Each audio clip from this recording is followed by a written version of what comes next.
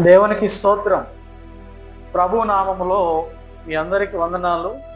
ఈరోజు నిర్గమకాండము 2వ అధ్యాయాన్ని ధ్యానం చేసుకుందాం. గడిచిన దినమందు నిర్గమకాండము 1వ అధ్యాయంలో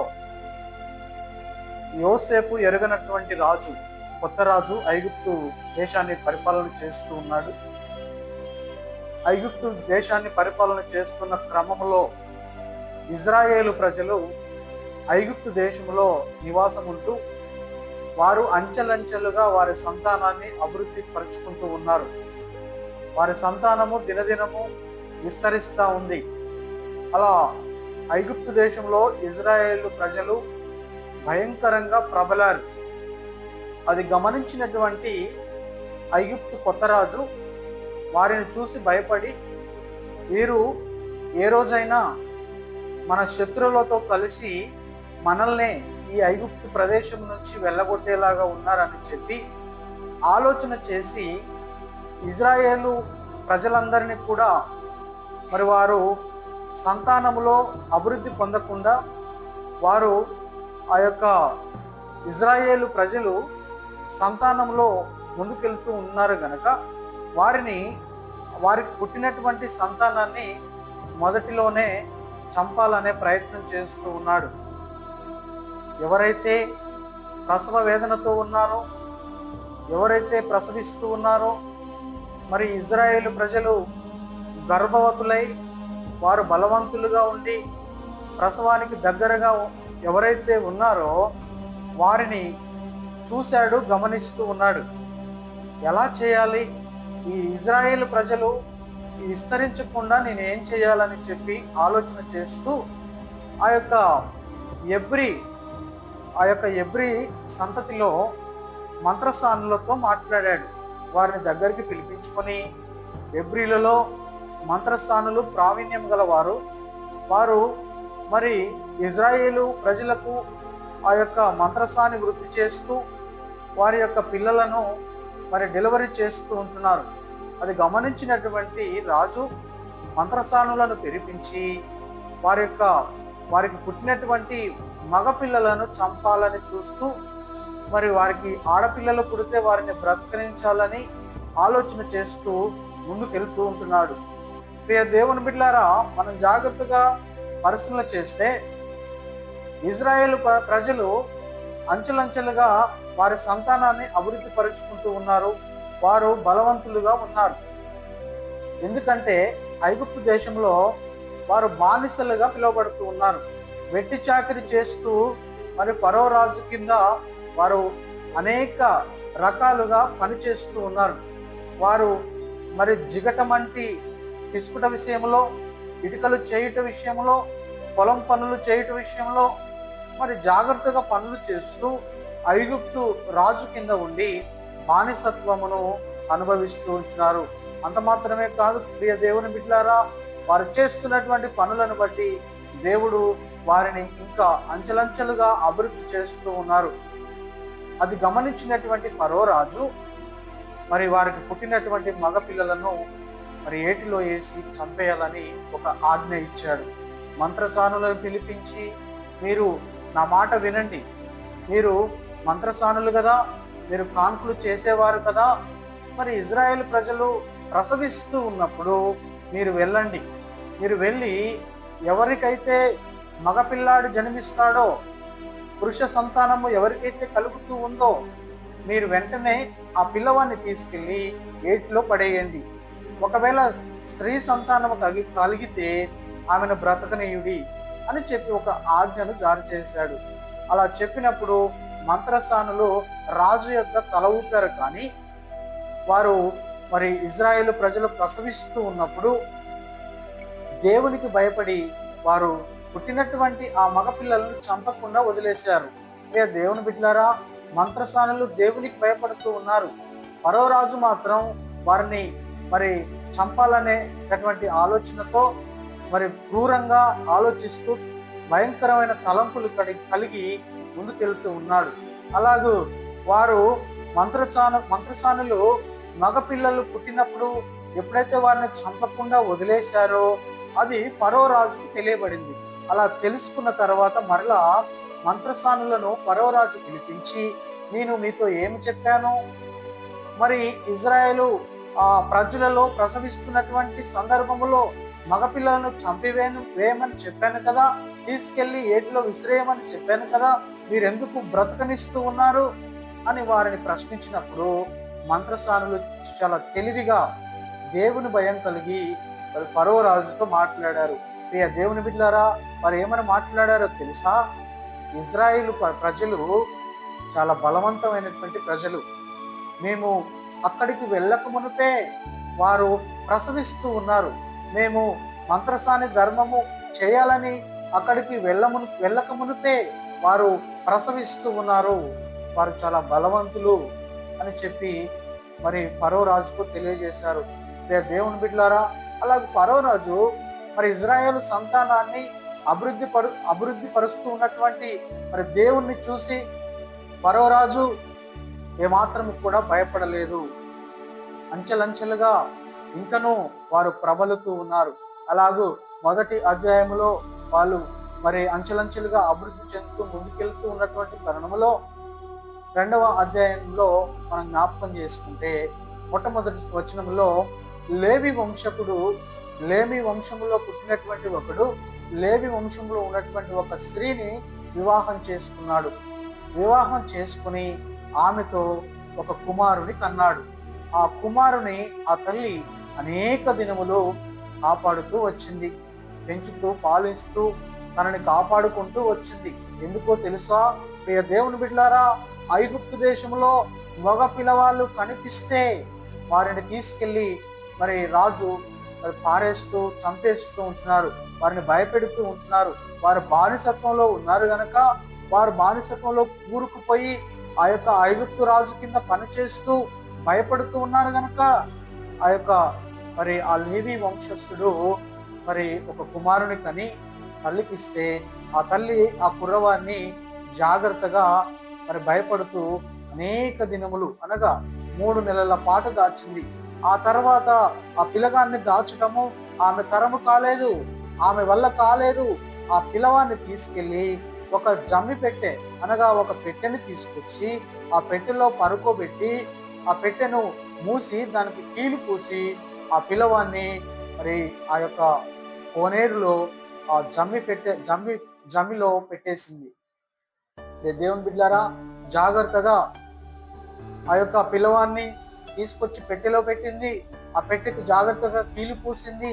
ఆ ఏటిలో ఆ పిల్లవాన్ని మరి ఉంచింది. ప్రియ దేవుని బిడ్డలారా, జమ్ములో ఉంచింది. ఆ పిల్లవాడు భయంకరంగా ఏడుస్తూ ఉంచినప్పుడు ఆ పెట్టె అలా ఏటిలో ఒడ్డున పెట్టినప్పుడు అది జాగ్రత్తగా మరి కదిలి ఏటిలో మరి సాగుతూ వెళ్ళిపోతా ఉంది. అలా వెళ్ళిపోతున్నటువంటి తరుణంలో ఆ పిల్లవాని అక్క మిరియాము ఏమి జరుగుతుందో ఏమి జరగబోతుందో అని చెప్పి తన తమ్ముడు ఆ పెట్టెలో ఉన్నాడు గనక ఆ పెట్టెకు కాపలా కాస్తూ ఉంది. దేవుని బిడ్డలారా, మిరియాము అలా జాగ్రత్తగా తన తమ్ముడు ఉన్నటువంటి ఆ పెట్టెను చూస్తూ ఉన్నటువంటి సందర్భంలో ఫరో కుమార్తె ఆ నీటి ఒడ్డుకు వచ్చి ఆ కోనేరులో స్నానం చేయడానికి వచ్చింది. అలా స్నానం చేస్తూ ఉన్నప్పుడు ఆ పెట్టె వెళుతూ ఉన్నటువంటి సమయంలో ఆ పిల్లవాని యొక్క స్వరం వినబడిన వెంటనే పిలిచింది. ఆ యొక్క చెలికత్తెలకు పిలిచి ఆ పెట్టెను తీసుకురమ్మని చెప్పింది. ఆ పెట్టెలో పిల్లవాడు ఏడుపు విని జాలిపడి కనికరపడి ఆ పిల్లవాడిని తీసుకొని హత్తుకొని ముద్దు పెట్టుకుంది. దేవుని బిడ్డలారా, ఆ యొక్క పిల్లవాడిని చూసినటువంటి ఆ యొక్క పిల్లవాని అక్క మరి అమ్మగారు, ఈ పిల్లవాడిని మరి పెంచి పోషించటానికి మరి ఒక స్త్రీని నేను తీసుకొస్తాను అని చెప్పింది. ఆ యొక్క మరి ఫరో కుమార్తె ఆ యొక్క మిరియాముతో మాట్లాడింది. ఇగో నా కోసము ఈ పిల్లవాడిని పెంచాలి, ఈ పిల్లవాడిని పెంచి పెద్దవాడిని చేసి మరలా నా దగ్గరికి తీసుకురావాలి అని చెప్పి మరి తన అక్కతో చెప్పినప్పుడు వెంటనే పరుగున వెళ్ళి మరి ఎవ్రీ స్త్రీలలో తన తల్లి అయినటువంటి ఆ స్త్రీని తీసుకుని వచ్చింది. ఆ స్త్రీని తీసుకుని వచ్చినప్పుడు ఆ పిల్లవాడిని ఎత్తుకొని ముద్దు పెట్టుకొని తన కొరకు పాలిచ్చి పెంచింది. దేవుని బిడ్డలారా, దేవుని యొక్క గొప్ప ప్రణాళిక ఏ విధంగా ఉంది అంటే, దేవుడు ఆ పిల్లవాడిని చూశాడు. ఆ పిల్లవాని యొక్క ఏడుపును చూసి ఆ ఫరో కుమార్తెతో మాట్లాడినట్లుగానే తన కొరకు తన సొంత తల్లినే తీసుకొచ్చి పాలిచ్చి పెంచమని చెప్పి, అందుకు ఆమెకు జీతము కూడా ఇస్తానని చెప్పింది ఫరో కుమార్తె. దేవుని బిడ్డలారా, మరి దేవుని యొక్క గొప్ప ప్రణాళిక ఏ విధంగా ఉందో తెలుసా? ఆ పిల్లవాని పట్ల జాగ్రత్తగా మరి దేవుడు తన కాపుదలను కనబరుస్తూ ఉన్నాడు. తన యొక్క ఏడుపు దేవునికి వినబడింది. తన తల్లి 3 నెలలు దాచగలిగింది, ఇక దాచలేకపోయింది.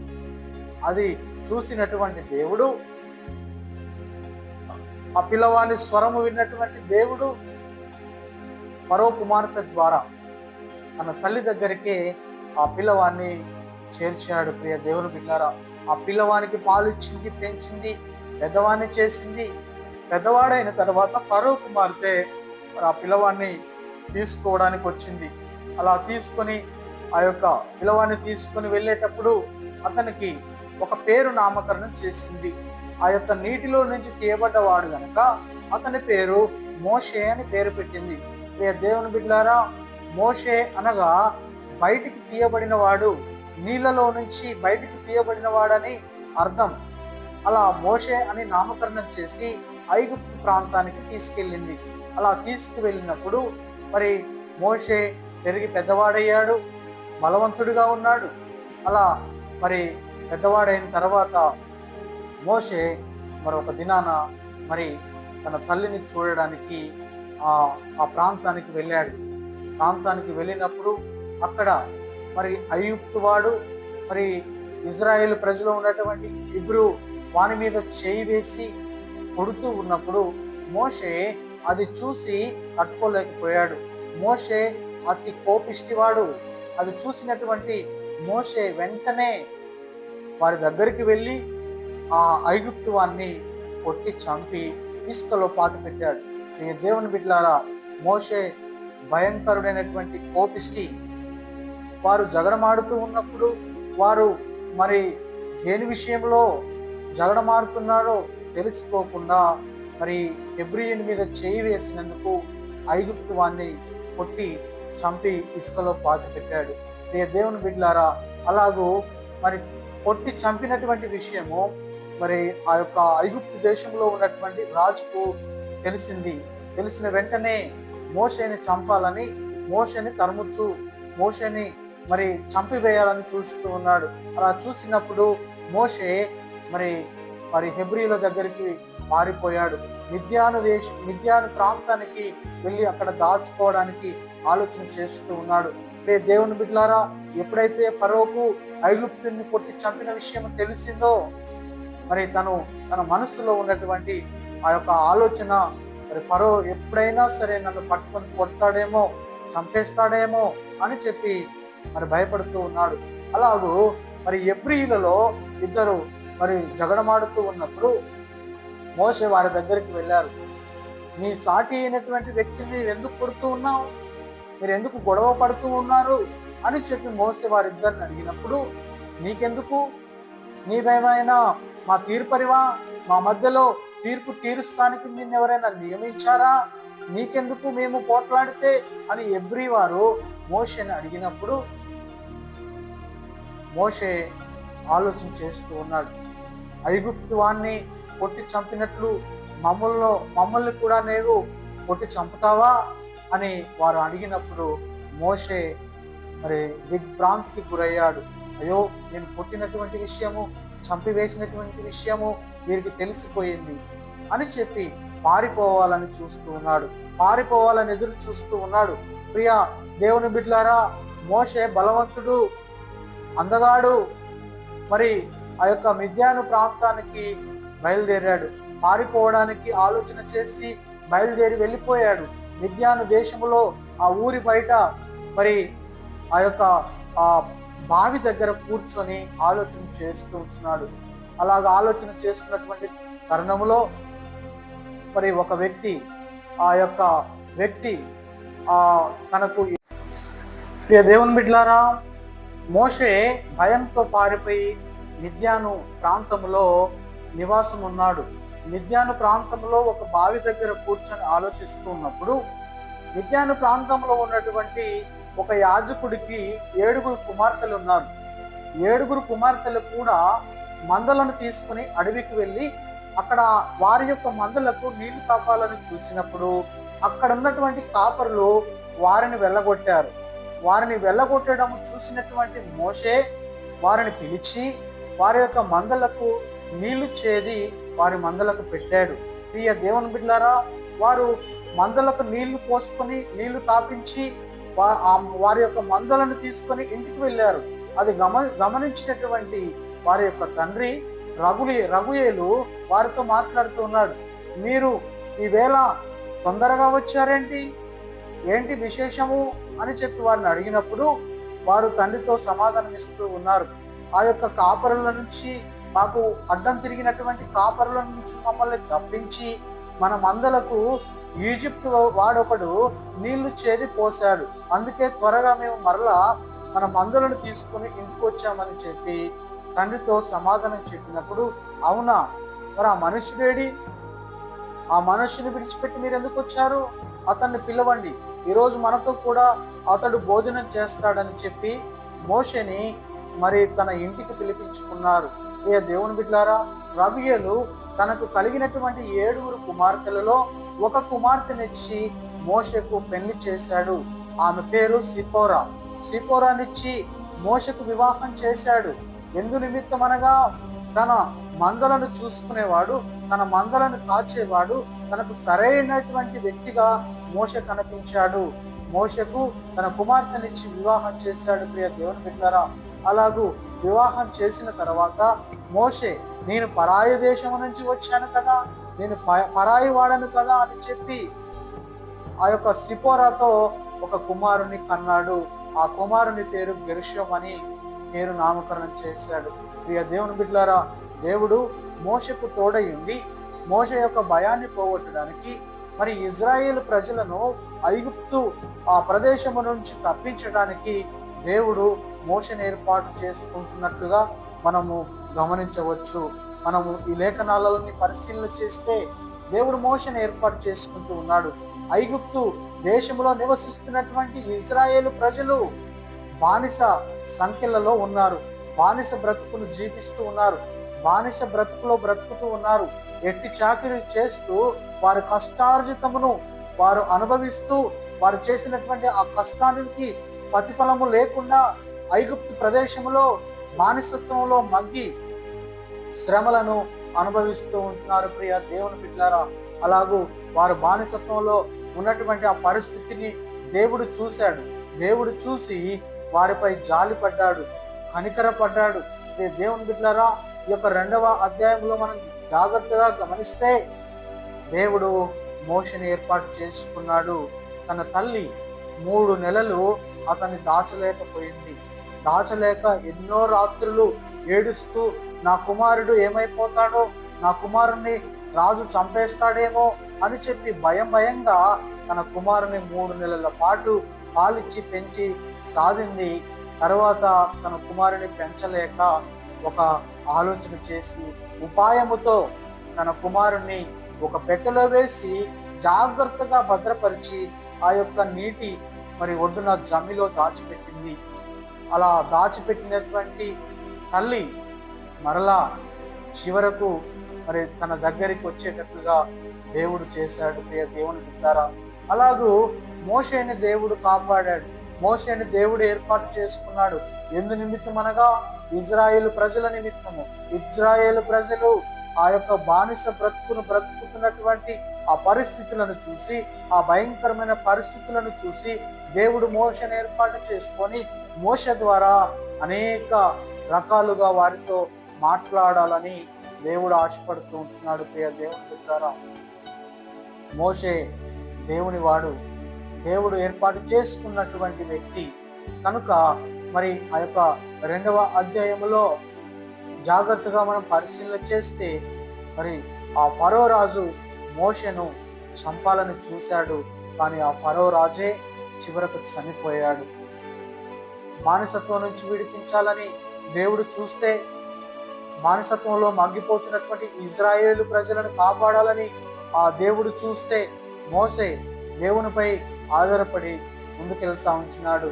మరి ఫరో మాత్రము మోషేను చంపాలని, మోషేను మరి చంపి మరి ఆ యొక్క ఐగుప్తు ప్రాంతంలో ఇజ్రాయేలు ప్రజల్లో ఉన్నటువంటి ఆ ప్రతి మగ సంతానమును లేకుండా చేయాలని ఫరో చూస్తే, దేవుడు మోషేను ఏర్పాటు చేసుకొని, మోషేను ఎన్నుకొని మరి ఇజ్రాయేలు ప్రజలను రక్షించటానికి ఒక తీర్మానం కలిగి మరి దేవుడు ముందుకెళ్తూ ఉంటున్నాడు. ప్రియ దేవుని బిడ్డలారా, చదవబడినటువంటి మరి ధ్యానించినటువంటి ఈ అధ్యాయమును బట్టి మోషే వివాహం చేసుకున్నాడు. సిపోరాను వివాహం చేసుకుని మరి తనతో ఒక కుమారుని కని తన పేరు బెర్షోముగా నామకరణం చేసి ముందుకెళ్తా ఉంటున్నాడు. కనుక ప్రియ దేవుని బిడ్డలారా, మనం చదవబడిన ఈ లేఖనాన్ని బట్టి, ఈ లేఖనములో మనం అర్థం చేసుకున్న పరిస్థితులను బట్టి దేవుడు మోషకు తోడయ్యుండి నడిపిస్తున్నాడు అనేటటువంటి విషయాన్ని తెలుసుకున్నాము. కనుక చదవబడిన వాక్యాన్ని బట్టి దేవాతి దేవుణ్ణి స్తుతిస్తూ తర్వాత జరగబోయేటటువంటి ఆ యొక్క 3వ అధ్యాయం గురించి మనము కనిపెడుతూ ముందుకు కొనసాగుదాము. దేవుని నామానికి మహిమ కలుగును గాక. ఆమేన్, ఆమేన్, ఆమేన్.